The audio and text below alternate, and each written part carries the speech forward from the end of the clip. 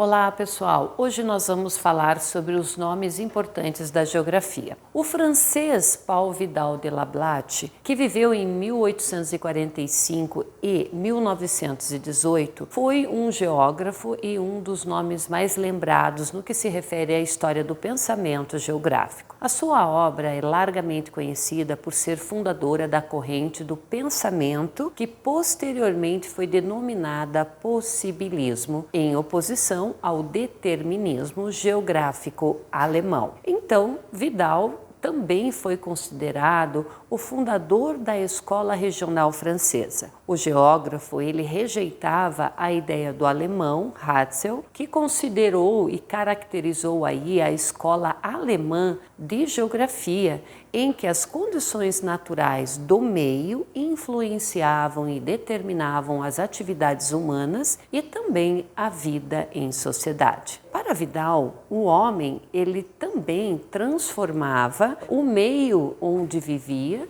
de forma que para as ações humanas diversas possibilidades eram possíveis, uma vez que essas não obedeceriam a uma relação entre causa e efeito. Então, graças à sua formação, Lablache levou para a geografia a importância do tempo e da história para os estudos. Ele foi, na verdade, considerado por isso um dos grandes responsáveis pela difusão da geografia humana e apesar de afirmar que a geografia não deveria estudar o homem, mas sim o meio em que vive.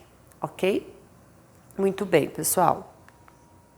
Então, o francês, ele defendia também a prática de uma geografia regional. Para ele, seria impossível, ao menos naquele momento, alcançar visões totalizantes para a realidade, de forma que os conhecimentos e os conceitos, eles só deveriam ser aplicados em realidades bastante específicas. Por isso, então, ele incentivou e participou de muitas monografias regionais, isto é, de muitos estudos que se preocupavam apenas com uma determinada região e que caracterizavam aí por serem extremamente descritivos, certo? Por isso, então, o conceito de região ele foi muito importante em sua obra. Em sua teoria, esse conceito ele estava associado às paisagens naturais, de forma que uma região existia no espaço independente da vontade humana, cabendo aí aos cientistas apenas identificá-las e expor as suas determinadas características, ok? Bom, tal conceito foi bem criticado posteriormente, uma vez que a região passou a ser entendida como uma divisão elaborada pelo homem e a partir dos seus próprios critérios e que, portanto, não existiria naturalmente, sendo uma construção humana. Um outro conceito de extrema importância em sua obra foi a do gênero de vida, porque para Lablache as regiões elas constituíam um meio vivo que proporcionaria o desenvolvimento das sociedades. Então, com a utilização dos recursos regionais naturais, a vida em sociedade constituiria então o que passa a ser denominado por gêneros de vida. A partir desses conceitos e de um método que caracterizava por ser uma sequência entre a observação, entre a comparação e a conclusão, Vidal se tornou aí um dos maiores nomes da ciência geográfica e contribuiu para alavancar a geografia francesa para se opor e combater a geografia alemã. Nós vamos falar um pouquinho sobre Friedrich Ratzel. Esse alemão, ele nasceu em 1844. Ele foi um grande pensador, considerado aí um dos principais teóricos clássicos da geografia e o precursor, claro, da geopolítica e do determinismo geográfico. Vale lembrar aqui que a expressão determinismo, ela não era empregada pelo próprio Ratzel. Ela foi, na verdade, uma atribuição conceitual dada a partir das leituras sobre o seu pensamento.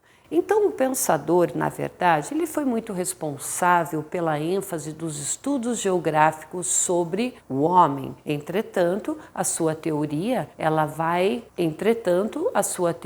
via o ser humano a partir do ponto de vista biológico, ou seja, não social, e que, portanto, não poderia ser visto fora das relações de causa e efeito que determinam aí as condições de vida no meio ambiente. Então, essa concepção ela recebeu o nome de determinismo geográfico, onde o homem seria, na verdade, produto do meio, ou seja, as condições naturais é que determinam aí a vida em sociedade. Esse pensador, claro, foi bastante influenciado pelas obras de Charles Darwin, que defendia ali o postulado de que a evolução se basearia na luta entre diferentes espécies, de forma que aquelas que possuíssem características de melhor adaptação ao meio sobreviveriam. Bom, o alemão, de certa forma, ele aplicou essas ideias à espécie e à sua vida em sociedade. O geógrafo, então, ele foi também um profundo estudioso do conceito do comportamento do Estado moderno. Para eles, o Estado seria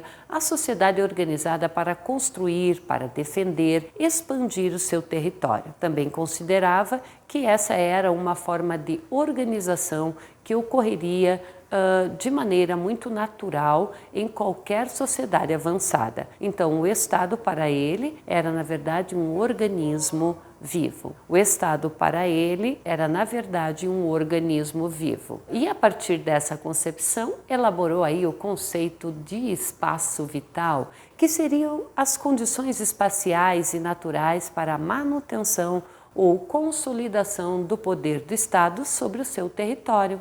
Seriam as condições naturais disponíveis para o fortalecimento de uma dada sociedade, um povo. Então, aquelas populações que se dispusessem ali de um melhor espaço vital, elas estariam mais aptas a se desenvolver e a conquistar outros territórios. Essa tal noção, ela foi fundamental diante do contexto histórico da Alemanha, que havia, na verdade, acabado de passar pelo processo de reunificação e necessitava, então, de uma base, para justificar e se afirmar enquanto Estado, com capacidade de crescimento, capacidade de expansão e dominação. Pessoal, então estamos encerrando a nossa aula por hoje. Eu espero que você tenha gostado e não esqueça de nos acompanhar nas redes sociais, a Educaline, E estaremos lá te esperando, ok?